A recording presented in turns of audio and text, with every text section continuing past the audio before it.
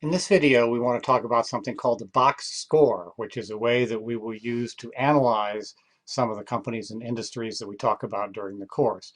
And actually, a lot of this exercise is going to be left up to you, the student.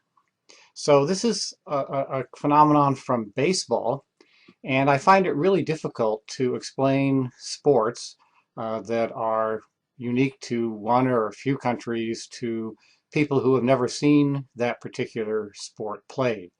I had a colleague from Austria who was here a few years ago, and we went to a Yale-Princeton football game, and I tried to explain to him what was going on the field without a whole lot of success. And eventually he was satisfied just watching the cheerleaders. So for those of you who have never seen a baseball game, let me just say that a baseball game is divided into units called innings. And in an inning, each team is up at bat once and tries to score runs. The team, when it receives 3 outs, okay, so a batter strikes out or a fielder catches a fly ball, that's considered an out, it has to stop and the next team comes up to bat. And they do this 9 times, and if there's no tie at the end of the 9th inning, that's the end of the game. And what happens is that sportscasters for each inning keep track of what's happened. So they might have the number of hits, the time that the person at bat hit the ball and it was not caught successfully or picked up successfully and he was able to get to base. It might have the number of runs that were scored and the number of errors. So there are judges who try to decide if a person fielding a ball actually couldn't have reached it or should have been able to get the ball and missed it for some reason. So the box score then describes what's going on for individuals and teams throughout a game. And what we see here is a box score from an old baseball game in 1876, courtesy of Wikipedia. So for the survival model, I have added in this idea of a box score for companies and industries. And the example that I'm using here to illustrate it is from a company called Earthcolor, which is a commercial printing firm in New York City. And several years ago, we spent some time studying Earthcolor to try to understand how it had adapted to disruptive technologies. And the story began when the head of Earthcolor, the chairman, and his second in command were at a trade show, and they saw Macintosh computers, Apple Macs, being used for something called page makeup. So in the commercial printing process, there is a stage in which all of the material is placed on a plate. The old way of doing this, the manual way, was to use film, and the page makeup technicians would cut the film and fit it onto the page, and that would be used then for making proofs. What the chairman and his colleagues saw at the trade show was a Macintosh computer doing all of this graphically on the screen. And they looked at each other and said, you know, this isn't going to affect us. We don't have to worry about it. And they went on to the rest of the show.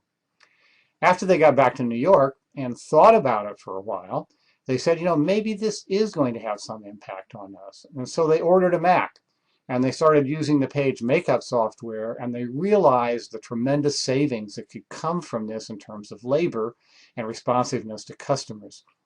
So they brought in Macs and gradually replaced their old film operation. So we had the film makeup here. So we had the page makeup here. We'll call that page makeup. And soon the people who actually produce the printing plates, so this is the plate, adapted their machines to take input from the Mac. So you just pressed a button and you made this plate.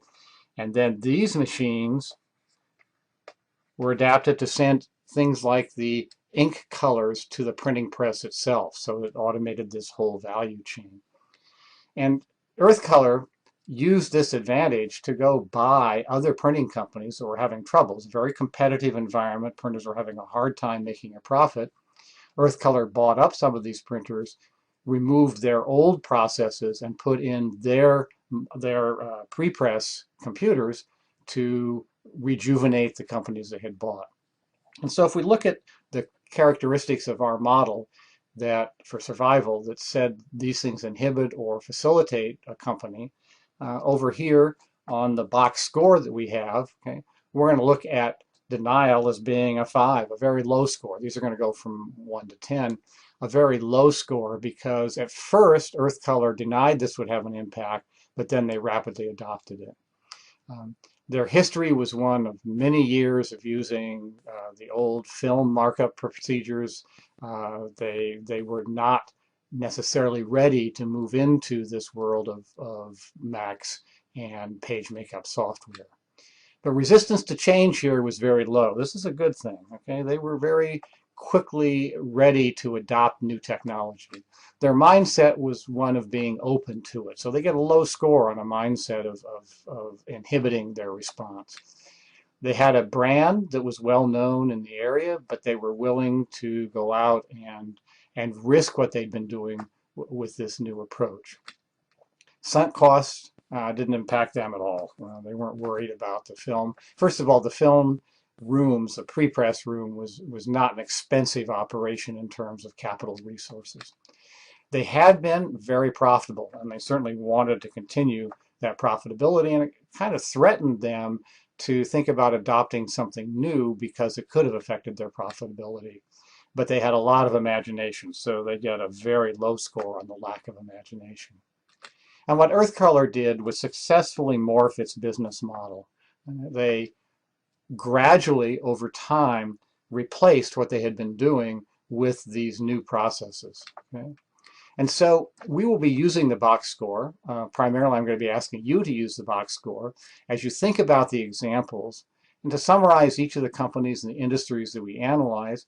And if you decide to take some of the essays, the peer-graded exercises that we do, you might think about the box score as a way to help analyze those as well.